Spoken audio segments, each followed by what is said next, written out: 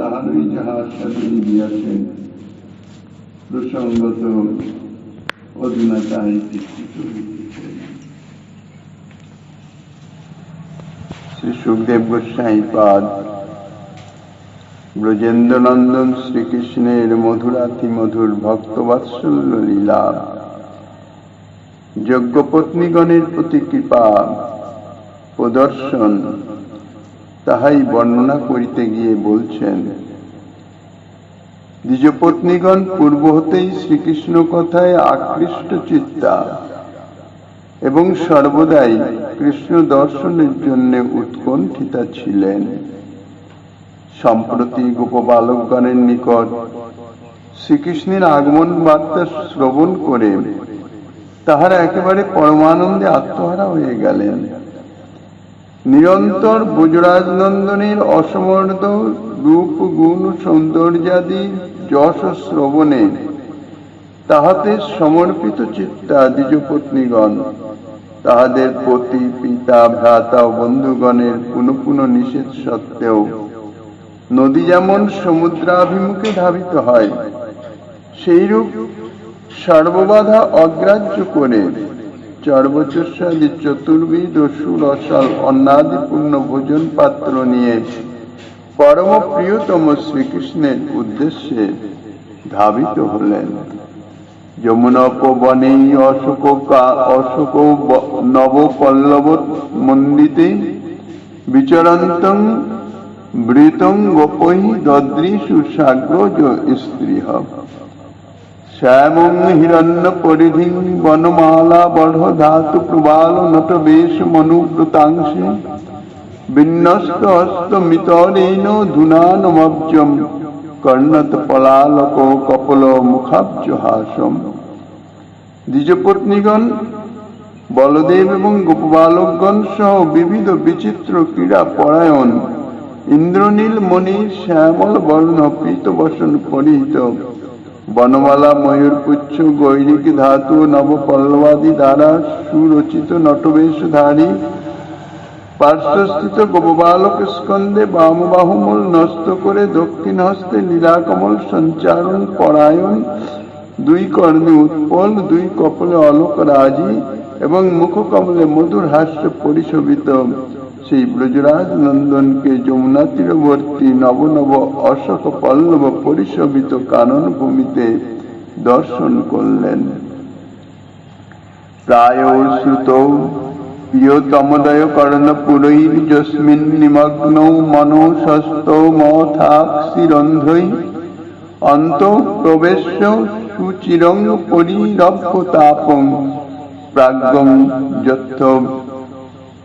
যথভিমতয় বিজহু নরেন্দ্রঃ তাস তথা ত্যক্ত সর্বাসা প্রাপ্তা আত্মদিদৃক্ষয়া বিজ্ঞায়াখিলোদ্রিক দ্রষ্টা প্রাহ প্রহসিতাননঃ। দ্বিজপত্নীগণ নিরন্তর যে প্রিয়তম শ্রীকৃষ্ণের রূপ লীলা সৌন্দর্যাদির কথাই কণ্ঠে আভরণ স্বরূপ করেছিলেন এবং যাহাতে তাহাদের চিত্তবৃত্তি সর্বদাই নিমগ্ন থাকত, সেই শ্রীকৃষ্ণকে সাক্ষাৎ দর্শন করে তাহারা নয়ন দ্বারা তাহাকে হৃদয়ে প্রবিষ্ট করালেন এবং অন্তরে অন্তরে গাঢ় আলিঙ্গন করে অহং মমাভিমান মুক্ত হয়ে জীবগণ যেমন সুষুপ্তিকালে সর্ববিধ তাপ মুক্ত হয়, সেইরূপ শ্রীকৃষ্ণ বিরহজনিত তাপ থেকে মুক্তি লাভ করলেন। অখিল জীবান্তর্যামী শ্রীকৃষ্ণ দ্বিজপত্নীগণকে তাহার ওই চরণ দর্শন আকাঙ্ক্ষায় সর্বত্যাগ করে তাহার নিকটে আগমন করতে দেখে সহাস্য বদনে বললেন,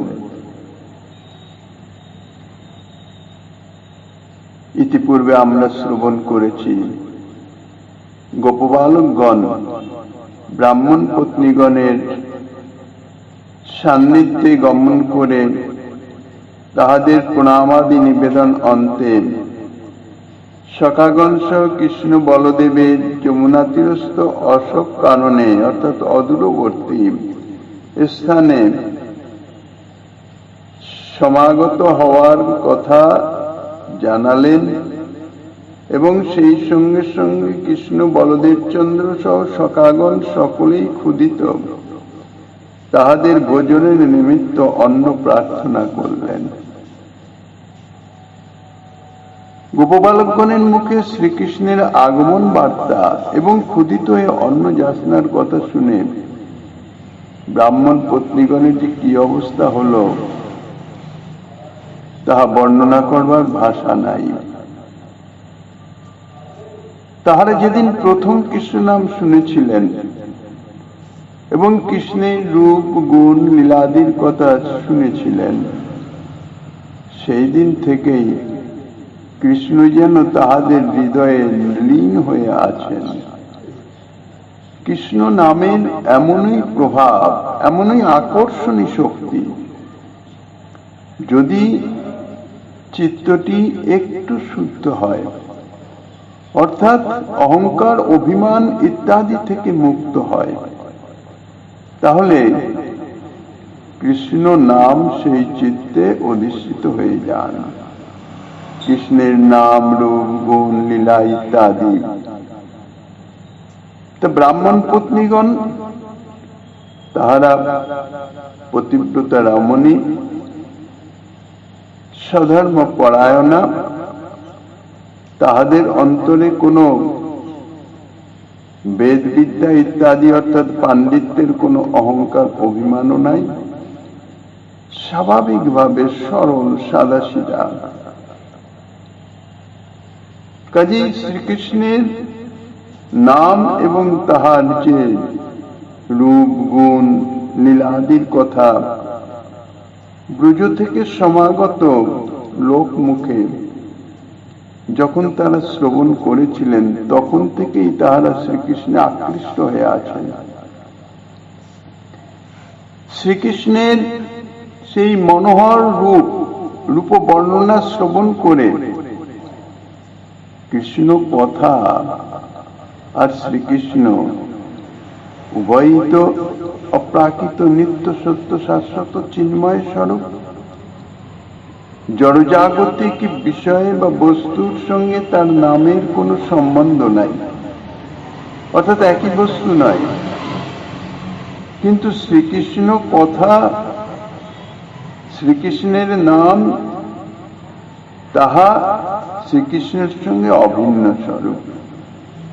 কাজে শ্রীকৃষ্ণের নাম এবং রূপাদি কর্ণদ্বার দিয়ে হৃদয়ে যখন প্রবিষ্ট হচ্ছেন, তখন মানুষ নেত্রী অর্থাৎ চিত্ত দর্পণে সেই যে রূপের বর্ণনা যাহা শ্রবণ করেছেন, শ্রীকৃষ্ণ কি রকম দেখতেন, কি অপরূপ তার রূপ মাধুর্য, তাহার চিত্তে স্ফূর্তি প্রাপ্ত হয়েছে, অর্থাৎ পরিস্পুষ্ট হয়ে গেছে এবং হৃদয়ে স্থান অধিকৃত করে রয়েছে। তাহারা সেই দিন থেকে এক নিমেষের জন্য কৃষ্ণ কথা ভুলতে পারেন নাই। তাহারা অভ্যাসবশত এবং কর্তব্য জ্ঞানের অধীন হয়ে সংসারে অবস্থান করিতেছেন। সাংসারিক ব্যবহারিক যাহা কিছু কর্তব্য, তাহাতে বিন্দুমাত্র অবহেলা নাই। কাজেই কর্তব্য জ্ঞানের অধীন হয়ে দেহদৈহিকাদির সেবা করেন বটে, অর্থাৎ নিজের দেহ রক্ষণার্থে যাহা কিছু করণীয় তাহা করেন। দেহ সম্বন্ধনীয় যাহারা তাহাদের সঙ্গে তাহাদের প্রতি যাহা কর্তব্য কর্ম তাহাও সম্পাদন করেন যথাবিহিতভাবে। কিন্তু সে তো দেহের দ্বারা, কিন্তু তাদের মন প্রাণ তাহা সর্বদাই শ্রীকৃষ্ণের চরণেই সমর্পিত থাকে।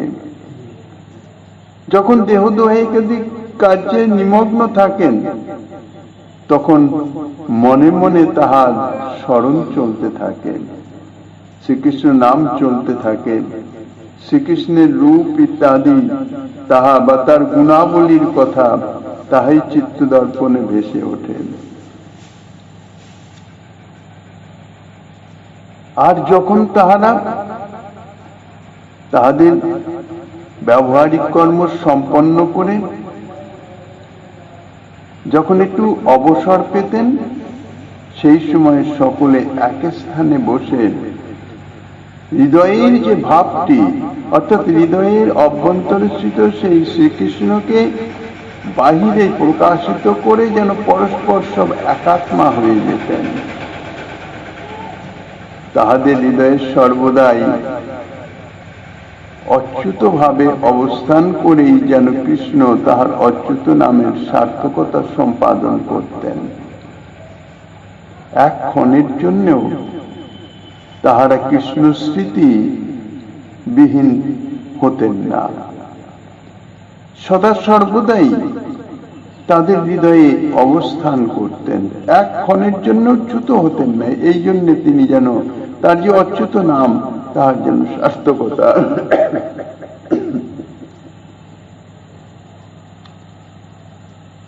ব্রাহ্মণ পত্নীগণ তাহাদের হৃদয়ে অচ্যুত ভাবে সর্বদা অবস্থিত কৃষ্ণকে পেয়ে সন্তুষ্ট হতে পারেন না। হৃদয়ে পেলেও যদিও তাহাতে মন বুদ্ধি সব অভিনিবেশিত হয়ে যেত, কিন্তু তবুও তাতে তৃপ্ত হওয়া যায় না। বিশুদ্ধ প্রেমের ইহাই হইতেছে রীতি। মানসিকভাবে তাহার স্মরণ মনন ইত্যাদির মাধ্যমে অন্তরে আকাঙ্ক্ষা জাগে তাহাকে একটু সেবা করবার জন্য। এখন মানসিকভাবে সেবা করলেও তাতে তৃপ্তি পরিপূর্ণ হয় না, সাক্ষাৎ সেবা অন্তরে আকাঙ্ক্ষা জাগে। আর যাহারা সাক্ষাৎ সেবা প্রাপ্তও হয়েছেন, অর্থাৎ বাহ্যিকভাবে বিগ্রহ রূপেও সেবা আদি করেন, যদি অন্তরে যথার্থ প্রীতি থাকে, প্রীতির বশীভূত হয়ে যদি সেবা করেন, তাহলে যতই সেবা করুন না কেন, যতই সেবা পারিপাট্য হোক না কেন, তাহাতে তৃপ্তি হয় না। অতৃপ্তি হচ্ছে ভক্তির মূল লক্ষণ বা ভিত্তি। ভগবৎ সেবা, ভক্তি ভজন, তার অর্থই হইতেছে সেবা। যেভাবেই হোক, ভক্তের সেবা হোক আর ভগবানের সেবা হোক, যাহারা যথার্থ সেবা করেন, সেবা করে কখনো তাহাদের তৃপ্তি হয় না। যদি তৃপ্তি এসে যায় তাহলে বুঝতে হবে যে সেবায় কোথাও অপরাধ হয়ে গেছে, সেবা ঠিক হয় নাই, বা আদৌ সেবাই হয় নাই। তো এই জন্যে ব্রাহ্মণ পত্নীগণের হৃদয়ে তাঁরা সদা শ্রীকৃষ্ণ সদা সর্বদাই অবস্থান করছেন, অন্তরে হৃদয়াসনে অবস্থিত করিয়ে তার সেবা আদি ইত্যাদি করছেন, কিন্তু তাতে তৃপ্তি হয় না। হৃদয়ে অনুভব করে তৃপ্তি পাচ্ছেন না। তাহারা একবার তাহাকে এই নয়নে দেখবার জন্য সর্বদাই উৎসুক। পরস্পর নিজেরা আলোচনা করেন। মথুরার সীমান্তবর্তী স্থানে ব্রাহ্মণগণ যেহেতু যজ্ঞ করিতেছেন, এই জন্য মথুরা বৃন্দাবনের সীমাবর্তী স্থানে তাহাদের আগমন হয়েছে, কিন্তু এ স্থান তো তাহাদের ঘরবাড়ি নয়। তাহারা মথুরায় অবস্থান করেন এবং ব্রাহ্মণগণ সব মথুরাবাসীর পুরোহিত। সেখান থেকে বৃন্দাবনে গিয়ে শ্রীকৃষ্ণকে দর্শন করা ব্রাহ্মণ পত্নীগণের পক্ষে সর্বদাই অসম্ভব। কিন্তু যতই অসম্ভাবনা আসে, অন্তরের লালসা ততই বৃদ্ধি হতে থাকে। শ্রীকৃষ্ণকে দেখবার জন্য, একবার এই নয়নে দেখবার জন্য তাদের হৃদয়ে সদা সর্বদাই উৎসুক, এবং তাহাদের এই যে বাসনা ক্রমান্বয়ে বর্ধিত হতে থাকছে। কিন্তু কিভাবে যে তাদের এই বাসনা পূর্ণ হবে, তাহারা কখনো ধারণা করতে পারেন না। কোনো উপায়ই নাই তাদের বাসনা পূর্তি, কেননা তাহারা কুলবধূ। তাহাদের পক্ষে বৃন্দাবন গিয়ে শ্রীকৃষ্ণের দর্শন সর্বথা অসম্ভব। আর শ্রীকৃষ্ণ বৃন্দাবন ছেড়ে তো কোথাও আসেন না, মথুরায় আসার তো কোনো প্রশ্নই নাই, কেননা তিনি তো গোচারণ করেন গোপালকগণ সহ, বনে বনে গোচারণ করে বেড়ান, লীলা খেলা ইত্যাদি করে বেড়ান।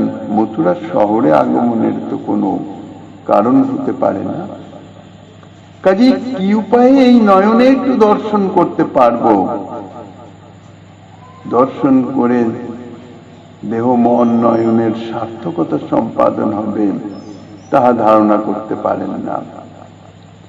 কৃষ্ণকে ধ্যান যোগে হৃদয়াসনে বসাতে পারলেই অনেক যোগেন্দ্র মনীন্দ্রগণ তাহাদের সাধনার চরম ফল লাভ হয়েছে বলে মনে করে চিরকৃতার্থ হয়ে যান। কিন্তু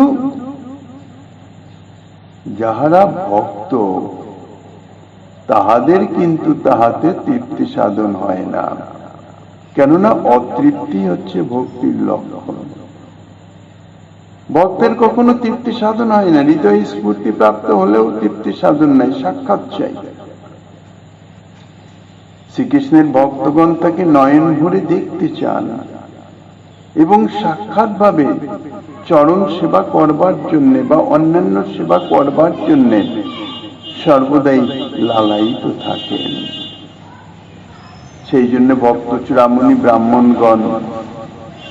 ব্রাহ্মণীগণ তাহারা শ্রীকৃষ্ণকে সর্বদা ধ্যান যোগে হৃদয়ে অনুভব করলেও তাহারা সাক্ষাৎ কৃষ্ণ দর্শনের জন্য সকল সময়ই উৎকণ্ঠিত থাকেন এবং অবসরকালীন সময়ে সকলে একত্র মিলে শ্রীকৃষ্ণের কথা, তাহার রূপাদি ইত্যাদি নানাভাবে আলাপন করে থাকেন এবং পরস্পর হৃদয়ের উৎকণ্ঠা ব্যক্ত করেন কিভাবে একটু সাক্ষাৎ দর্শন পাওয়া যায়। কৃষ্ণ কথা লাভ করতে করতে তাহাদের চিত্ত এমনই বিক্ষিপ্ত হয়ে ওঠে যে তাহারা মনে করেন এই ছাড় কুল শীল ধৈর্য লজ্জাদির মোহে পড়ে নিরন্তর কৃষ্ণ বিরহ ভোগ করে আমাদের কি লাভ হচ্ছে। কেননা তাহারা কৃষ্ণ দর্শনের নিমিত্ত বৃন্দাবনে যেতে পারছেন না কেন? কুল শীল ধৈর্য লজ্জা ইত্যাদি তো, কিন্তু এগুলো তো সবই জাগতিক। এগুলিকে রক্ষা করতে গিয়ে কৃষ্ণ দর্শনে বঞ্চিত হয়ে আমাদের কি লাভ হচ্ছে? আমরা কুলশীলাদিতে জলাঞ্জলি দিয়ে এখনই কৃষ্ণচরণ নিকটে উপস্থিত হব এবং চিরতরে সেই চরণে আত্মসমর্পণ করব, শ্রীকৃষ্ণ চরণে শরণাপন্ন হব। নিজেদের সর্বতভাবে দেহ মন সমস্ত কিছু কৃষ্ণ চরণে সমর্পণ করে দেহ ধারণে সার্থকতা লাভ করব। অর্থাৎ যখনই তাহারা পরস্পর কৃষ্ণ কথা আলাপে মগ্ন হয়ে যেতেন, তাহাদের যে কৃষ্ণ বিরহ অর্থাৎ শ্রীকৃষ্ণ দর্শনের যে লালসা সেটি ক্রমান্বয়ে বর্ধিত হতো। বাড়তে বাড়তে এমন অবস্থায় এসে পৌঁছাত যে কৃষ্ণ দর্শনের যে বিঘ্ন বাধা, যার জন্য কৃষ্ণ দর্শনে তারা যেতে পারেন না। বৃন্দাবন মথুরা খুব বেশি তো দূর নয়। সেই কুলশীল ধৈর্য লজ্জা ইত্যাদি সমস্ত কিছু ত্যাগ করে কৃষ্ণ দর্শনের নিমিত্ত তাহাদের চিত্তে বড় আকাঙ্ক্ষা উৎকণ্ঠা এসে উপস্থিত হতো। আবার কি যেন এক প্রতিবন্ধকতায় পড়ে তাহাদের তাহা করা হতো না। এইরকম ভাবনা করতে করতে, পরস্পর আলাপ আলোচনা করতে করতে যখন চিত্তে সেই কৃষ্ণ দর্শন লালসা চরমতম স্থানে পৌঁছে যেতেন, ততক্ষণে তাহাদের অবসর বিনোদনের সময় শেষ হয়ে যেত। আবার দৈনন্দিন কর্তব্যের ডাক আসতো, কর্তব্য কর্মের ডাক আসতো, কাজেই তাহাদের সেই যে বাসনা আর পূর্ণ হতো না, তাহা আবার স্তীমিত হয়ে যেত, আবার নিজ নিজ কার্যে নিযুক্ত হয়ে যেতেন। এবং এই জীবনে আমাদের ভাগ্যে কৃষ্ণ দর্শন ঘটল না, ঘটবেও না, এই কথা বলে, এই কথা ভেবে তাহারা অশ্রু জলে বক্ষ প্লাবিত করতেন। কৃষ্ণানুরাগিনী, কৃষ্ণ দর্শন আকাঙ্ক্ষিনী ব্রাহ্মণ রমণীগণের এই ভাবের তরঙ্গে জীবনে কতক্ষণ, কত দণ্ড, কত প্রহর, কত দিন, কত মাস, সম্বৎসর যে অতীত হয়ে গেছে একই ভাবে, তার কোনো ইয়ত্তা নাই। কিন্তু তাহাদের কৃষ্ণ দর্শনের ভাবনা ও কল্পনা যতই চরম স্তরে পৌঁছাক না কেন, কার্যে পরিণত হয় নাই। কিন্তু কোনো এক ভক্তের ঐকান্তিক ভাবনা কিংবা কল্পনা তা কখনো ব্যর্থ হয় না। কেননা ভক্তি সম্বন্ধনীয় যাহা কিছু ভাবনা চিন্তা হোক, সেটা কল্পনাই হোক না কেন, ভক্তি যেহেতু অপ্রাকৃত চিন্ময় বস্তু, সেই জন্য ভক্তি সম্বন্ধনীয় যাহা কিছু সবই অপ্রাকৃত চিন্ময়, তাহা জাগতিক নয়, নাশবান নয়, নশ্বর হতে পারেন না। তাহার কিছু না কিছু সত্যতা আছে, তা নাহলে তার চিত্তে আসবেই না। কাজেই বাহ্যিক ভাবে মনে হচ্ছে এটি আমার ভাবনা, কল্পনা, কিন্তু ভক্ত বা ভগবান সম্বন্ধনীয় এই যে কল্পনা, ইহাও মিথ্যা নয়। জাগতিক বিষয়ে যাহা কিছুই ভাবনা করুক, ভাবনা হোক না কেন, সবই অনিত্য, সবই মিথ্যা। যতই প্রত্যক্ষ সাক্ষাৎ মনে হোক, কিন্তু বাস্তবিক তাহা যথার্থ সত্য নয়। শ্রীকৃষ্ণ সম্বন্ধনীয়, কৃষ্ণ ভক্ত সম্বন্ধনীয় সমস্ত কিছুই নিত্য সত্য, তাহা কখনো ব্যর্থ হয় না। কেননা ভক্তবৎসল শ্রীকৃষ্ণ কোনো না কোনো ভাবে তাহা নিশ্চয়ই সফল করে থাকেন, তাহার ভাবনার সাকার রূপ প্রদান করেন। কেননা ভক্তবাঞ্ছা পূর্তি ভিন্ন নাহি অন্য কার্য। শ্রী ভগবান ভক্ত বৎসল, ভক্তের যে বাঞ্ছা বাসনা, তাহার যা কামনা বাসনা, অর্থাৎ ভক্তি সম্বন্ধীয় যা কামনা বাসনা, তাহা তো অবশ্যই পূর্ণ করেন,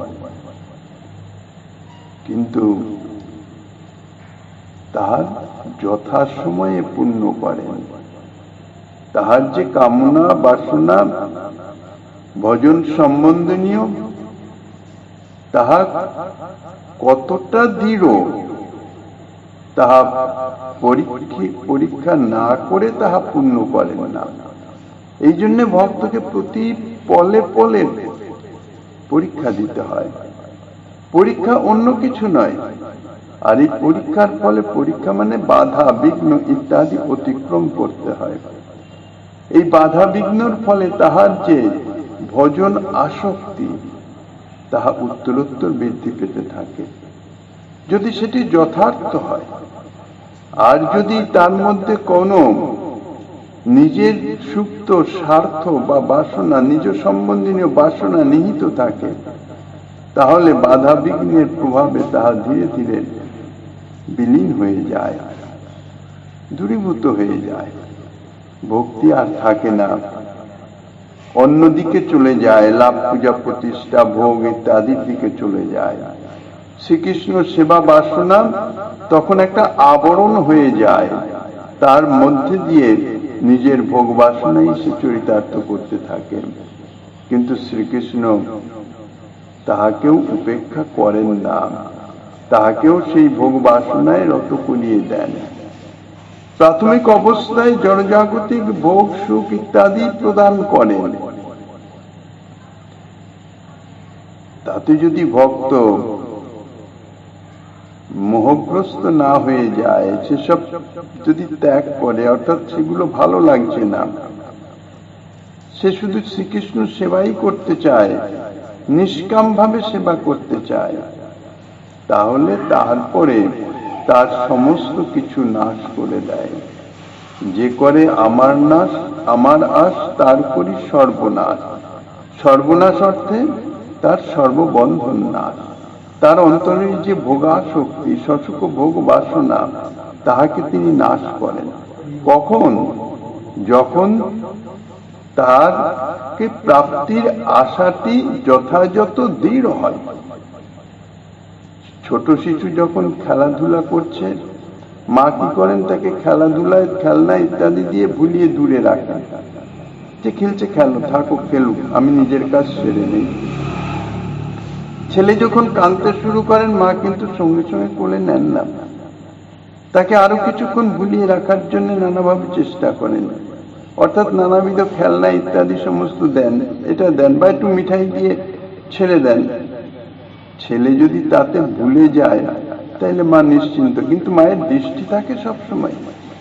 আর ছেলে যদি ও সমস্ত কিছুর জন্য সন্তুষ্ট না হয়, দূরে ছুঁড়ে ফেলে দিয়ে আমি তোমাকে চাই, তোমার কোলে উঠবো, আমাকে দুধ খাওয়াও, যদি কাঁদতে শুরু করে, মা সব কাজ ফেলে তাকে কোলে নেয়। ইহাই হচ্ছে বৎসলতা। তো শ্রী ভগবান তো ভক্ত বৎসল, ভক্তকে নানাভাবে পরীক্ষা করেন, অর্থাৎ নানাভাবে। প্রথমেই যদি কেউ ভজন লাইনে প্রবেশ করে, আমাদের মন বুদ্ধি চিত্ত সদা সর্বদাই সুখাকাঙ্ক্ষী, সুখ চাই, দুঃখ আমরা একদম বিন্দুমাত্র চাই না, সহ্যও করতে পারি না। প্রারব্ধবশে দুঃখ আসলেও আমরা কত তাড়াতাড়ি তার থেকে অব্যাহতি পাবো তার জন্য চেষ্টা করি, সর্বতভাবে চেষ্টা করি। এই জন্যে ভগবত ভজনে রত হলেই প্রথমেই দুঃখ এসে উপস্থিত হয়। দুঃখের কোষ্ঠী পাথরে আগে যাচাই হতে থাকে। এর মধ্যে অন্তর্নিহিত আরো আছে অনাদি জন্মের যে ভোগ বাসনা, যে প্রারব্ধ, যে দুঃখ কষ্ট ইত্যাদি, সেগুলি শ্রী ভগবান একবারে দিয়ে দেন, অর্থাৎ অতি শীঘ্র শুদ্ধ করে নিজের সেবা প্রদানের জন্য তাকে যোগ্য করার চেষ্টা করেন। এবার দুঃখ ইত্যাদি ইত্যাদিতে সে যদি পারঙ্গম হয়ে যায়, অর্থাৎ তাতে যদি বিচলিত না হয়, তার ভজনের উৎকণ্ঠা ইত্যাদি সব ঠিকই থাকে, কোন রকম ভজন শৈথিল্য না আছে, যে এত বাধা বিঘ্ন দরকার নেই, ভগবত ভজনের রত হয়ে আমার এত ক্ষতি হচ্ছে, এরকম বহু বহু দেখা যায়। যদি সেগুলোকে উপেক্ষা করেও সে ভজনে ঠিক থাকে, তারপরে আসে জাগতিক সুখ ভোগ, সুখ ও স্বচ্ছন্দ। এটাই হচ্ছে সবচেয়ে বড় ভক্তের পক্ষে মারাত্মক পরীক্ষা। কেননা ভক্ত সেটাকে ভগবত কৃপা বলে গ্রহণ করে। অন্তরের সুখ বাসনা সুপ্তভাবে আছে, ভগবান তাকে তাই দিচ্ছে, কাজী তার ভজনে আসক্তি হয়, অর্থাৎ ভজন সে করতে থাকে, কিন্তু এই যা কিছু জাগতিক সুখ সম্পদ ইত্যাদি, সুখ স্বাচ্ছন্দ্য লাভ, পূজা প্রতিষ্ঠা, মান সম্মান ইত্যাদি, এগুলিকে সে ভগবত কৃপা বলে অনুভব করে। এখানেই সে পরীক্ষায় ব্যর্থ হয়ে যায়, ঠিক থাকতে পারে না, এবং সেগুলি ভগবত কৃপা মনে করে গ্রহণ করতে করতে বর্ধিত হতে হতে সে কোথায় চলে যায়। কিন্তু তাই বলে ভগবান তাকে ছাড়েন না, কেননা ভক্তি তো অপ্রাকৃত চিন্ময় বস্তু, তাহা বিনষ্ট হয় না। তার ভোগ সুখ আকাঙ্ক্ষা, অর্থাৎ ভোগ এসব করতে করতে এক সময় এমন অবস্থা হয়, সঙ্গে ভজনটা তো থাকেই, ভজনের মাধ্যমেই জাগতিক সুখ সে প্রাপ্ত হয়। কাজে ভজনটা থাকে, ভজন তো আর ব্যর্থ হয় না কখনো। তার ফলে তার কি হয়, এক সময় চিত্তে এই সমস্ত জাগতিক সুখ ইত্যাদি, এর যে অনিত্যতা এবং এর যে ভজন বিঘ্নকারিতা, তাহা অনুভবে আসে। তখন সবকিছু ছুঁড়ে ফেলে দিয়ে শুধুমাত্র ভগবত চরণ ভজনের জন্যই সে লালায়িত হয় এবং সচেষ্ট হয়। সমস্ত কিছু তখন সে ত্যাগ করতে পারে।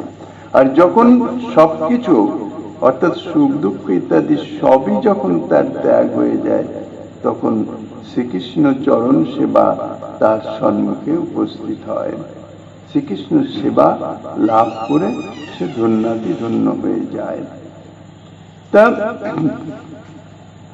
ব্রাহ্মণ রমণীগণ তাহারা শ্রীকৃষ্ণ দর্শনের জন্য ব্যাকুল। নিত্যকার মতন তাহারা সেইভাবেই ছিলেন। কিভাবে শ্রীকৃষ্ণকে দর্শন করা যায়, তার বাসনার উচ্চতর অর্থাৎ চরমতম শিখরে যেন আরোহণ করেছিলেন। তাহাদের যে দীর্ঘকালীন যে অপেক্ষা প্রতীক্ষা এবং তাহাদের যে ভজন ক্রিয়া, তাহার সার্থকতা প্রদান করবার জন্যই আজ গোচারণ ছলে ব্রজেন্দ্র নন্দন শ্রীকৃষ্ণ এই মথুরা সীমান্ত প্রদেশে উপস্থিত হয়েছেন। অনুরাগিনী ব্রাহ্মণ পত্নীগণকে দর্শন দেওয়ার জন্যে শ্রীকৃষ্ণ ব্যাকুল হয়েছেন। শুধুমাত্র ব্রাহ্মণ পত্নীগণই যে ব্যাকুল হয়ে গেছেন তাহা নয়, শ্রীকৃষ্ণ ব্যাকুল হয়েছেন। অন্ন ভিক্ষার ছলে গোপবালকগণকে তাই সেখানে পাঠিয়ে দিয়েছেন। ব্রাহ্মণ রমণীগণ যখন শুনলেন যে তাহাদের চির আকাঙ্ক্ষিত ধন ব্রজেন্দ্র নন্দন আর দূরে নাই, তাহাদের বাসস্থানের নিকটবর্তী স্থানে পৌঁছে গেছেন, আছেন, অবস্থান করছেন, শুধু তাই নয়, ক্ষুধিত হয়ে তাহাদেরই নিকট অন্ন প্রার্থনা করছেন, অর্থাৎ অন্ন ভিক্ষা করতে পাঠিয়েছেন। একান্ত প্রিয়জন যদি কিছু চান সেটি পূরণ করবার জন্য, তাকে সেটি দিয়ে সেবা করবার জন্যে, সেবা বাসনা তো তাদের চিত্তে আছেই, কিন্তু যদি চান তাহলে যে সেই সেবা বাসনা সহস্র ধারা বর্ধিত হয়ে যায়। স্বাভাবিকভাবে সেবায় তো রত আছেন, সেবা করছেন, সেবা বাসনা আছে, কিন্তু সেব্য যদি কিছু মুখ ফুটে বলে বসেন, সেবার আদেশ দিয়ে দেন, তাহাতে সেবকের যে কি জাতীয় আনন্দ হয় তা ভাষায় বর্ণনা করা যায় না। কাজে ব্রাহ্মণ পত্নীগণেরও তাদৃশ অবস্থা। শ্রীকৃষ্ণ এক তো শ্রীকৃষ্ণ দর্শনের লালসায় উৎকণ্ঠিত হয়ে গেছে, অর্থাৎ তাহাদের যে অবসরকালীন অবস্থায় তাহাদের কৃষ্ণ কথা আলাপনের মাধ্যমে কৃষ্ণ দর্শন লালসা বর্ধিত হয়ে চরমস্থানে পৌঁছে গেছে। সেই সময়ই সংবাদ পেলেন শ্রীকৃষ্ণ নিকটবর্তী স্থানে এসেছেন। শুধু এসেছেন নয়, ক্ষুধিত হয়ে তাদের নিকটেই ক্ষুধা নিবৃত্তির নিমিত্ত ভোজ্য বস্তু প্রার্থনা করতে পাঠিয়েছেন, অর্থাৎ চেয়ে পাঠিয়েছেন। তখন তারা যে কি করবেন কিছু স্থির করতে পারলেন না। মানে আনন্দের আতিশয্যে তারা একেবারে অধীর হয়ে উঠলেন। তারা মনে করলেন যে প্রিয়তম শ্রীকৃষ্ণ ক্ষুধিত হয়ে অন্ন যাচনা করিতেছেন, অতএব আগে গোপবালকগণ দ্বারা অন্ন পাঠিয়ে দেয়, তারপর যাহা কর্তব্য হয় তা বিবেচনা করে দেখছি। কেননা ক্ষুধিত হয়ে আছেন, এক মুহূর্ত যেন দেরি না হয়। আবার মনে করিতেছেন যে গোপবালকগণ অন্ন নিয়ে কৃষ্ণের নিকটে উপস্থিত হলেই যদি তিনি গোচারণ করতে করতে কোনো দূরবর্তী স্থানে চলে যান, তাহলে তো আর আমাদের ভাগ্যে তাহার চরণ দর্শন ঘটবে না। কেননা তিনি ক্ষুধার্ত, অন্ন প্রাপ্ত হয়ে গেলেই এই স্থান ত্যাগ করে চলে যেতে পারেন গোচারণের ছলে, এটা তো স্বাভাবিক কথা। কাজেই তাহাতে অন্ন প্রদান করা হবে ঠিকই, কিন্তু দর্শনের যে এত বড় সুযোগ সৌভাগ্য সম্মুখে উপস্থিত হয়েছে তা থেকে আমরা বঞ্চিত হয়ে যাব। অতএব আগে তো একবার নয়ন ভরে কৃষ্ণবদন দেখে আসি, তারপর গোপবালকগণ দ্বারা প্রচুর পরিমাণে অন্ন পাঠিয়ে দেব। কিন্তু পরক্ষণেই মনের মধ্যে চিন্তা এসছে যে আমাদের প্রাণের প্রাণ ব্রজরাজ নন্দন তিনি ক্ষুধাক্লিষ্ট হয়ে ক্ষুধায় কাতর হয়ে পড়েছেন, সেই অবস্থায় তিনি দাঁড়িয়ে থাকবেন আর আমরা আমাদের নিজেদের দর্শন সুখ মেটাবার লালসায় আগে তাকে দেখতে যাব, এটা কখনো হয়? তার সুখবিধান করাটাই তো আমাদের কাজ। হ্যাঁ, দর্শনের আকাঙ্ক্ষা অত্যন্ত তীব্র প্রবল, এটা ঠিক, কিন্তু তাকে দর্শন করে তো আমরা সুখ পাবো।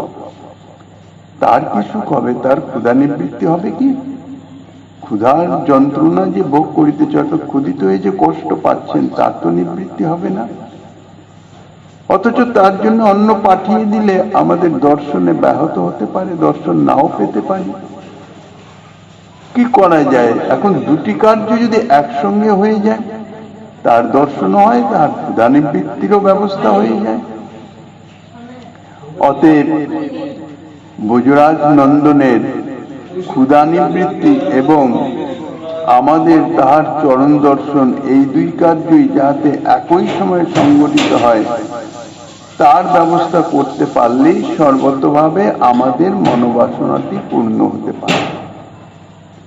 এই কথা মনে করেই, অর্থাৎ সিদ্ধান্তে পৌঁছে গেছেন যে দুটো কার্যই একসঙ্গে করতে হবে, এবং যা করতে হবে তা অতি শীঘ্র করতে হবে। সময় অর্থাৎ কালক্ষেপ করা যাবে না। কিভাবে সেটি করা যায়? গোপালকের কাছে অন্ন দিলে তো সেটি হবে না। কৃষ্ণানুরাগিনী ব্রাহ্মণ পত্নীগণ তৎক্ষণাৎ কি করলেন? পাকশালায় প্রবেশ করলেন। স্বর্ণপাত্রে বিবিধ অন্ন ব্যঞ্জন এবং চর্বচস্য লেজ্জ পেয় ইত্যাদি যত যত কিছু সুখাদ্য দ্রব্য তাদের ভান্ডারে ছিল। যজ্ঞ অনুষ্ঠান হচ্ছে, সেখানে ব্রাহ্মণ ভোজনের নিমিত্ত সমস্ত কিছু পূর্ব থেকেই প্রস্তুত করে রেখেছেন। কাজেই সেগুলি তারা থরে থরে সাজিয়ে নিলেন এবং প্রাণবল্লভ ব্রজেন্দ্র নন্দনের চরণারবিন্দ দর্শন এবং তাকে অন্নদান, অর্থাৎ তাকে ভোজন করানো, এই উভয় কার্য নির্বাহের জন্য সেই অন্তঃপুচ্চারিণী ব্রাহ্মণ রমণীগণ কৃষ্ণ অনুরাগের প্রবল বন্যায় ভাসতে ভাসতে, অর্থাৎ অন্তরে শ্রীকৃষ্ণ দর্শন আর শ্রীকৃষ্ণকে ভোজন রূপ সেবা, এই দুটি ব্যতীত এই জগৎ সংসারে আর কিছুই নাই। সমস্ত কিছুই লোপ পেয়ে গেছে, এই দুটি সম্মুখে, আর কিছু তাহাদের অন্তরের মধ্যেই নাই।